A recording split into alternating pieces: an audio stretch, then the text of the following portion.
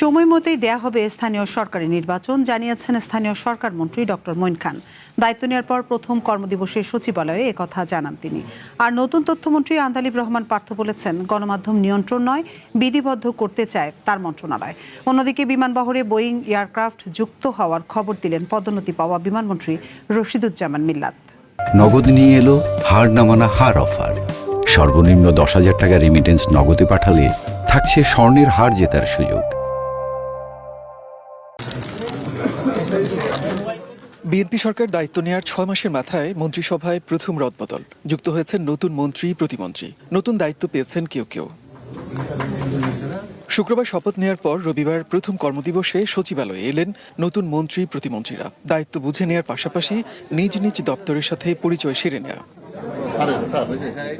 স্থানীয় সরকার মন্ত্রণালয়ে মির্জা ফখরুল ইসলাম আলমগীরের উত্তরসূরি বিএনপির সিনিয়র নেতা আব্দুল মঈন খান সকালে মন্ত্রণালয় সংশ্লিষ্টদের সাথে মতবিনিময় করেন। জানান, সংবিধান অনুযায়ী স্থানীয় সরকারের সব পর্যায়ে নির্বাচন দেওয়া হবে।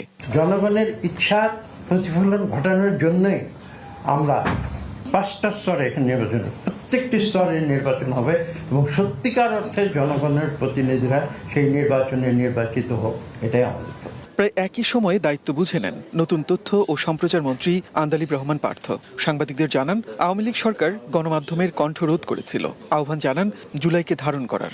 ওই সময় আর কি বাজে অ্যাট্রসিটি, বাজে অত্যাচার বা যেভাবে গণতন্ত্রের মুখ বন্ধ করা হয়েছিল, অন্যান্য যা যাই আছেন সংবাদ মাধ্যমের মাধ্যমে কিন্তু আমরা জানতে পেরেছি। সেটাই মাথায় রাখবো আমরা, যাতে আমরা আগামীতে ঠিক করে কাজ করি। প্রতিমন্ত্রী থেকে মন্ত্রী, চেনা মন্ত্রণালয়ে নতুন দায়িত্ব। নতুন বিমান ও পর্যটন মন্ত্রী জানান, আসছে অক্টোবরে কক্সবাজার বিমানবন্দরে আন্তর্জাতিক ফ্লাইট ওঠানামা শুরু হচ্ছে।